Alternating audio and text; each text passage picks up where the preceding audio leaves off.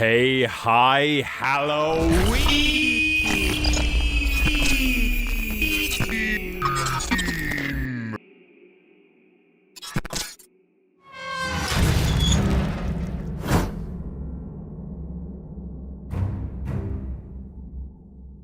Something that personally irks me is the erasure of the spooky season. The commercialism of Christmas extends as far back as August these days, and now Mariah Carey is slowly thawing out, driving us all mad. With the modernization of Halloween, it can sometimes seem more like a cosplay event, where you just also happen to get free candy. People ask trick or treat, but they never accept the trick. Don't ask if you don't want it. The origin of dressing up was from a need for humans to disguise themselves as sinister spirits, so that said spirits wouldn't recognize them as human, and therefore leave them alone. There's nothing scary about superhero costumes, or boobies. With this holiday becoming more and more usurped by the jingle jangle genus each year, why do we do Halloween right, and delve into what makes us scared? Truly, face our fears. Well, your fears. Yeah, Deadbedspread, they get it. Pokemon currently features close to 1,000 different creatures, all of different shapes, sizes, temperaments, but ultimately all have the ability to be a believable friend. So then, in 2016, Game Freak decided to tear apart all previous design conventions and introduce the Ultra Beasts. Seemingly based off invasive species, these 11 lads are some of the most wildly designed Pokemon in existence, if they even are Pokemon. Apparently all of these beasts are totally normal creatures in their own dimensions. Now, not to sidetrack, but the only major difference between Ultra Beasts and ordinary Pokemon is their appearance. They still have the same style stat distributions, one ability, and are stuck to the 18 existing types. Stat-specific Moxie and the Electric type do not scream Ultra Beast to me. As these are in-game mons, I think they should have had a broken unique typing. Something like the Ultra type, for instance. Or maybe some sort of insane ability, like becoming immune to the typing of the first attack to hit them in battle. It's the end of the game when you acquire them, and most games give you a broken feature after you beat the post-game, so why should Pokemon be any different? Oh wait, it isn't. You've gotten sidetracked.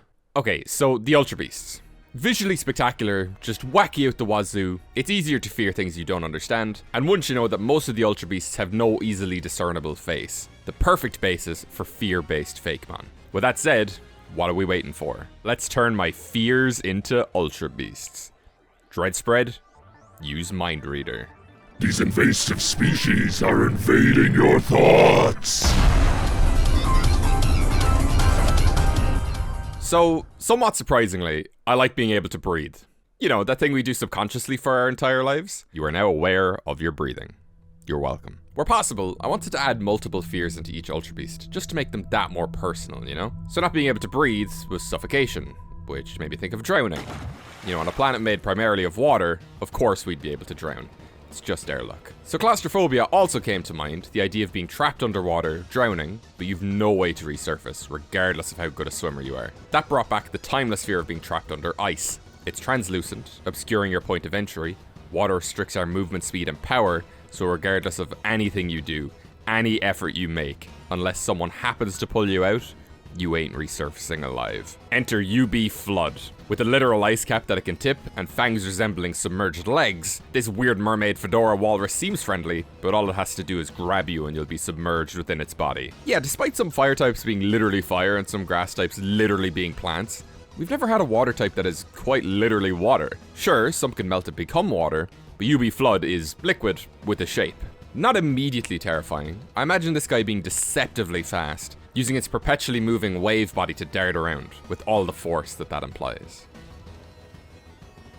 Okay, that's one down. That wasn't so bad. Are we even allowed talk about this next one? So I've been to many a location in my time. Growing up on an island, however, you usually have two options as to how to leave. With UB Flood encapsulating my opinion on water transport, let's turn our attention to the skies. Airplanes. Now, this is an odd one. Flying, I honestly don't mind. True, I'm scared of heights, but something about being 10,000 feet in the air and looking down, it's like I've ascended the point of it being a concern. If you can't see the ground, then it mustn't exist, right? No, my fear of planes comes from a few things. I'm a pretty tall guy, so on cheaper flights to my bordering countries, I'm squished into my plane seat, so my movement is restricted. I'm also now trapped in a cylinder with about 100 people that I don't know. I've heard horror stories of one rogue asshole making all sorts of issues for the remaining passengers. And it's not like you can remove them from the plane once you take off. You're stuck with all of these people for whatever the duration of your flight is. Okay, my real plane fear is takeoffs and landings. Once up in the air, I'm there. I'm on the plane. I've made my peace. Takeoffs though? They're loud, they're shaky, they're unnatural. If I wanted to fly, I should have evolved wings. And with the landing, it's like, I've endured the whole flight.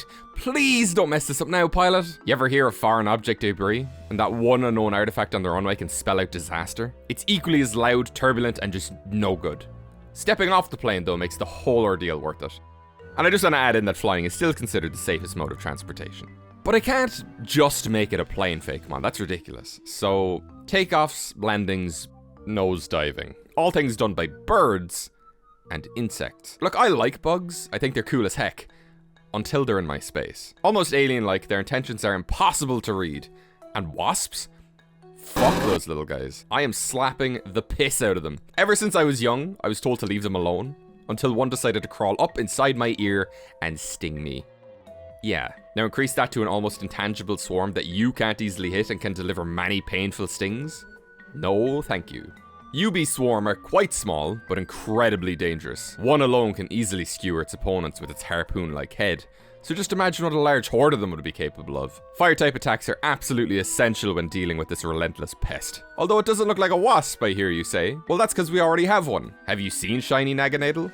This little guy's a plane. All the way from its wings to only having 3 legs. And the most important part? Not having 2 hands means it can't clap when the plane lands! Well, that wasn't so bad, all things considered. So what's next? Let's see. Some sort of demon? Oh, good. You know the whole life deal, right? You're born, grow up, find a partner, fall in love, live happily ever after. That's an idealization, and it's a lot harder to pull off than it seems. In regards to your significant other, you've lived an entire life before meeting this person, had unique experiences, forming your own views and opinions. Sometimes these are going to clash with the person that you fall in love with, but your admiration for someone that thinks you're cool might cloud your better judgment. It is so much of a social stereotype, the nagging wife and the dumb husband. It's gotten to the point where it is practically normalized, the toxic relationship. Everyone fights. Why don't you love me? Who are they? Are some common indicators, but not all. Look, this counts as a fear because I've done my time. I'm not scared of toxic relationships as a concept, but my family members or friends falling into one, or me getting trapped in one. All of these fears involve a lack of freedom. You know the old adage of couples only see happy singles and singles only see happy couples? That all stems from a lack of self-worth. If you can't love yourself, don't expect others to. The worst people will walk all over you if given a chance. Reevaluate yourself, your partners, or you just may end up like UB resentment. Boasting a sturdy outer shell, frozen solid by its cold, merciless heart, UB resentment is infamous for jittering and moving quite eerily, as if its right and left halves can't quite work in unison. Once it takes enough damage, its disguise breaks and its true form is revealed. Toxic relationships are fueled by the unison of 2 incompatible members, resulting in the 2 halves of this Pokemon's armor housing something enormous, repugnant, and nasty. Only when pushed to its absolute limit will it reveal its true colors to outsiders. It could hardly get worse than that. It's debatable. Let's see. Oh, God. What? You don't like bunnies? This little guy is kinda cute. 1, it's not a little guy. And 2, Well, that's no ordinary rabbit. notice the distinct lack of a face? This fear is simple as eye stuff. Eye stuff? Eye stuff. Just really any traumatic eye-based experiences, usually in media depictions. Terminator is a fun time, but that one bit where he repairs his eye, not a chance. Doctor Strange versus Gargantos, it's all good until Not to mention that time I turned on the TV as a child, way after my bedtime and stumbled upon Hostel. If you know, you know. Nightmare fuel. I don't like eye stuff, it's as simple as that. Which honestly begs the question as to how Dead Space 2 is one of my favorite games. Moving on. Why aren't we cutting away? Moving on! Let's get the fuck out of here! UB Ocular casually loafs about when non-threatened, but challenge this Ultra Beast and Oh my god. Jesus Christ! you get the full might of 7 staring eyes. Ocular relates to eyes, eyes perceive light as vision, so laser beam, eyeball wings. Combine that with biblically accurate angel imagery, and you're in for one hell of a time. Alternate reality sigilif, anyone? You know what? I think that's all of them. There's something else. No, we don't have to look at that. What is this? Some sort of escape pod? No, not quite. A It's... fear of being trapped alone in space? Yeah, that's freaky for sure, but it's not exactly... Ooh, meteor impacts destroying the planet? No. The sun eventually exploding? Come on, give me something. Look, just let me... I'm lost. Alright, listen here, let me paint a picture. I'm like 5 years old. I loved dinosaurs as a child, like to a ridiculous degree. The father from Step Brothers? That was me. When I was a kid, when I was a little boy, I always wanted to be a dinosaur. I wanted to be a Tyrannosaurus Rex more than anything in the world. You wanted to be a dinosaur? Dude, you're one to talk, you're a bed.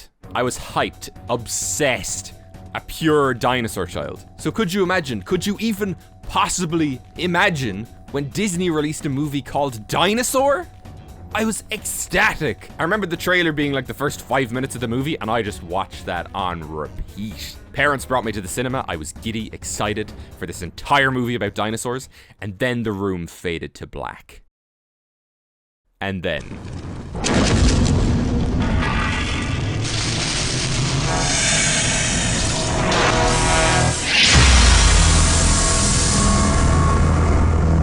A logo? Yes, a logo. Who in their right mind, like, hello? The one they use in the cinemas now has some spooky energy to it, and it's also an eye, go figure. But goddamn, this Carlton Screen advertising logo haunted me. Once the lights turned off, it was ears plugged, eyes closed until it ran its course. And sometimes it just arrived with no build-up. It's still just a logo, though. I mean, what do you think made me want to update my own logo to be a bit more spooky? I have the power of fear and trauma on my side. Ah! Happy spooky season, everyone. Thank you for watching all the way till the end. You're the true fans. And big thank you to BP Bludgeon for the inspiration. With their video covering the same topic last year and a potential revisit coming this year. Ooh, exciting stuff. Thank you guys for all the fan art. Links to all my socials, Discord, Insta, Patreon, Twitter are in the description. I've been BB Ooze and all the booze.